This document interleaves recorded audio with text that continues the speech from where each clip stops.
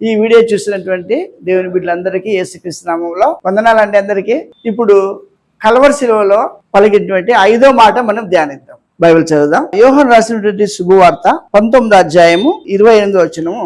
అటు తరువాత సమస్తమును అప్పటికి సమాప్తమైనదని యేసు ఎరిగి లేఖనము నెరవేర్చినట్లు నేను దప్పిగొనుచున్నానెను. అటు తరువాత సమస్తమును అప్పటికి సమాప్తమైనదని యేసు ఎరిగి లేఖనము నెరవేరినట్లు నేను దప్పుగొనుచున్నాను. నేను ఏమి కొన్నాడు? దప్పు కొనుచున్నాడు. ఇది ఎండాకాలం. ఏ కాలం అండి? ఎండాకాలంలో వాటర్ ఎక్కువ తాగాల. నేను మన అనంతపురం వెళ్ళాను, ఆ ఎండకి తిరిగి తలనొప్పి వచ్చేసింది. కానీ యేసు ప్రభువారు ఉదయం 9 గంటలు మొదలుకొని 3 గంటల వరకు ఎలాంటి నీళ్లు లేవు. ఏదైతే ఎండ పైన కింద కూడా ఎక్కడండి యేసు ప్రభువుని సిలువేసింది? ఇక్కడ కపాలమనబడినటువంటి గొలుగోతా కొండ పైన. ఆ బండ కూడా కాలుతుంది, తర్వాత పైన కూడా ఎర్రటి ఎండ. మరి ఆయనకు దాహం వేసిందట. ఆ యొక్క దాహం వేసినప్పుడు 5వ మాట చెప్తున్నాడు. ఏమంటున్నాడు చెప్పండి? నేను దప్పిగొనుచున్నాను అన్నప్పుడు మనకి ఏమి అర్థమవుతుంది? యాక్చువల్ గా నేను వాక్యం చెప్తూ కూడా 2-3 సార్లు నీళ్ళు తాగినా. మరి యేసు ప్రభు దప్పుకొన్నాడు అని 5వ మాట అంటున్నాడు. ఆ దప్పుకి ఏంటి చెప్పండి? చూడండి, ఒక మాట చూద్దాం. ఇది యోహాను రాసినటువంటి శుభవార్త 4వ అధ్యాయంలో వాక్యం వివరిస్తున్నాడు. సమరయ స్త్రీతో యేసు ప్రభు సంభాషణ చేస్తున్నాడు. యోహాను రాసినటువంటి శుభవార్త 4వ అధ్యాయం తీస్తారా?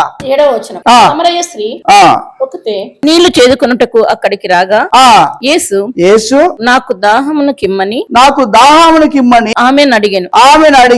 యేసు ప్రభు ఏం అడిగినాడు? ఆమెను దాహమును కిమ్మని నీళ్లు అడిగినాడు. ఆమె ఏమనింది?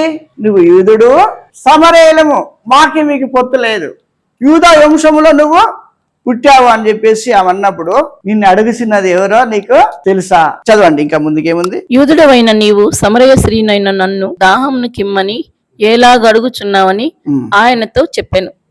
ఏలయనగా యూదులు సమరయులతో చదవండి. అందుకు యేసు ఈ నీళ్లు త్రాగు ప్రతివాడు మరలా దప్పుకొనును, నేనిచ్చు నీళ్లు త్రాగు దప్పుకొనడు. ఈ నీళ్లు తాగు ప్రతివాడు మరలా దప్పుకుంటాడు, నేనిచ్చే నీళ్లు తాగితే మళ్ళా దప్పుగా కొనడు. ఆమె కాశీ కలిగింది. ఇదేందబ్బా, బానే ఉంది, ఆ నీళ్ళు ఏదో నాకు కూడా ఇయ్యండి. వాడు ఏమన్నాడు యేసు ప్రభు? నేను వానికిచ్చు నీళ్లు నిత్య జీవమునకై వానిలో ఊరిడి నీటి బుగ్గగా ఉండునని ఆమెతో చెప్పాను. అప్పుడు ఆమె కూడా అవి నీళ్ళు ఏదో నాకు ఏ అంటే నీ పెనిమిటిని తీసుకురమ్మ. నాకు పెనిమిటి లేడన్నాడు ఆయమ్మ. కానీ యేసు ప్రభు ఏమన్నాడు? 5 పెనిమిట్లు ఉన్నారు, ఇప్పుడున్న వాడు కూడా నీ వాడు కాదు అని చెప్పేశాడు. అంటే మన హృదయ రహస్యములు ఎరిగిన దేవుడు యేసయ్య. నువ్వేం పాపం చేస్తావో, నేనేం పాపం చేస్తానో ఆయన చూసుకున్నటువంటి దేవుడు. కాబట్టి ఆయనకి రహస్యం అంటూ ఏమి కూడా లేదు.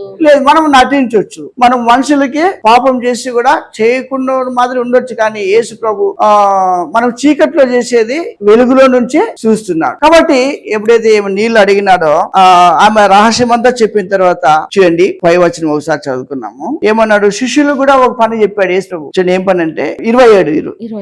ఇంతలో ఆయన శిష్యులు వచ్చి ఆయన ఆ స్త్రీతో మాట్లాడి చూసి ఆశ్చర్యపడిరి గాని నీకేమి కావాలని నైనను ఈమెతో ఎందుకు మాట్లాడుచున్నావని ఎవరు అడగలేదు. ఆ స్త్రీ తన కుండ విడిచిపెట్టి ఊరిలోనికి వెళ్లి, మీరు వచ్చి నేను చేసినవన్నీ నాతో చెప్పిన మనిషిని చూడండి, ఈయన క్రీస్తు కాడా? ఇంకా ముందుకు వెళ్ళి మనం చూస్తే యేసు ప్రభువుకి శిష్యులు ఆహారం తీసుకొచ్చారు. ఇంకా ముందుకు మనం చూస్తే యేసు ప్రభుకి ఏం తీసుకొచ్చారని ఆహారం తీసుకొచ్చినారు యేసు ప్రభు. మీరు ముందుకు చదవండి, ప్రతి వచనం చదవడం టైం లేదు కాబట్టి. యేసు ప్రభుకి శిష్యులు ఆహారం తీసుకొచ్చాయా, మీరు భుజించండి అంటే యేసు ప్రభు ఏమన్నాడు? 34 యేసు వారిని చూసి నన్ను పంపిన వాని చిత్తము నెరవేర్చుటయు ఆయన పని 9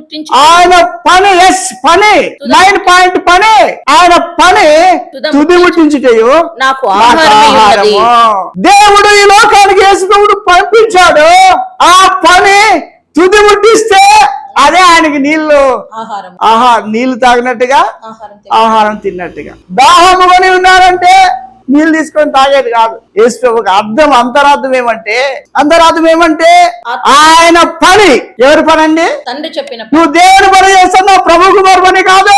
సంఘానికి వచ్చి కసి ఊడుస్తున్నావంటే, సాబులు వేస్తున్నావంటే చెప్పాలి కరపత్రాలు పంచుతున్నామంటే, ఒకవేళ మన సంఘములో ఎవరికైనా భోజనాలు పెడితే మీరు హెల్ప్ చేస్తున్నారంటే ఇది దేవుని పని చేస్తున్నారు. దేవుని పని చేస్తే నువ్వు, దేవుడు నీ పని చేస్తాడు. ఎవరి పని చేస్తాడా? దేవుని పని నువ్వు చేస్తే నీ పని దేవుడు చేస్తాడు. కాబట్టి చెప్పండి, 4వ మాట అర్థం ఏంటి? నేను ముగిస్తున్నాను. నేను దప్పికొనుచు. ఇంకొక రిఫరెన్స్ చూపించి ముగిస్తాను. ఇది సండే స్కూల్ పిల్లలు కూడా చెప్తారు ఈ రిఫరెన్స్. మార్కు సువార్త 10వ అధ్యాయం 10వ వచనంలో, మీరు సర్వలోకముకి వెళ్ళి సర్వ సృష్టికి సువార్త ప్రకటించండి. ఎప్పుడు నీ పని పోకూడదు, ప్రకటించే బాధ్యత నీ పైన ఉంది. పాస్టర్ చూసుకుంటారులే, ఆ పాస్టర్ ఏం పని ఆ పాస్టర్కి, ఇంకా ఇదే పని. పాస్టర్ చూసుకుంటాడు, నువ్వు చూసుకునేది కూడా. నువ్వు దేవుడి పని చేయాల. ఏమన్నాడు? సువార్త ప్రకటించే బాధ్యత మన పైన మోపబడినదే. అపోస్తలుడైన పౌలు అంటాడు, నేను సువార్త ప్రకటించలేకపోతే నాకు శ్రమ. ఈరోజు సువార్త అంటే ఏమండి? సువార్త అంటే ఏంటండి? మంచి వార్త, గుడ్ బ్యాడే. ఎవరైనా చనిపోతే గుడ్డా బ్యాడా? బాధపడుతుంటారు. ఏ శుభ్రం చనిపోయిన మనం బాధపడాలి, కానీ శుభ శుక్రవారం అన్నారు దీన్ని. ఏ శుక్రవారం అండి? గుడ్ బ్యాడే. చనిపోతే ఏడుస్తారు, బాధపడతారు, కన్నీరు కరుస్తారు, కానీ ఇది గుడ్ బ్యాడే. మనందరికీ శుభవార్త ఏమంటే, దేవుడు మానవుడిగా ఈ లోకానికి వచ్చాడు, కన్యమరియు గర్భం ద్వారా ఆయన అనేకమైన అద్భుతాలు చేశాడు. చెప్పండి, కుంటి వాళ్ళని నడిపించాడు, కుష్ఠరోగులేమో స్వస్థపరిచినాడు, తనకిష్టం లేని వారిని, చనిపోయిన వారి సైతము లేపాడు. అందుకనే యేసు వచ్చింది. ఈ రోజు నిజమైన వాక్యం చెప్పే వారి సంఘం ఖాళీ ఉంటుంది, కానీ స్వస్థత అని పేరు పెట్టే గుంపులుగా కార్లు వేసుకొని పోతారు. ఆడికి ఏ మాట ధ్యానిస్తున్నాము? నేను దప్పికొని ఉన్నాం. ఆ దప్పిక ఎప్పుడు తీరుతుందంటే, నువ్వు శుభవార్త చెప్పి ఒక ఆత్మను రక్షించి సంఘంలో చేరిస్తే యేసు ప్రభు దాహం తీరుతుంది. కాబట్టి ఆ పని నువ్వు చేసి దీవెన, దేవుడిచ్చే దీవెన పొందుకుందువు గాక. శ్రద్ధగానే మీ అందరికీ యేసుక్రీస్తు నామములో వందనాలు. దేవుడి మా 5వ మాటను దేవుడు దీవించి ఆశ్రయించును గాక. ఆమేన్.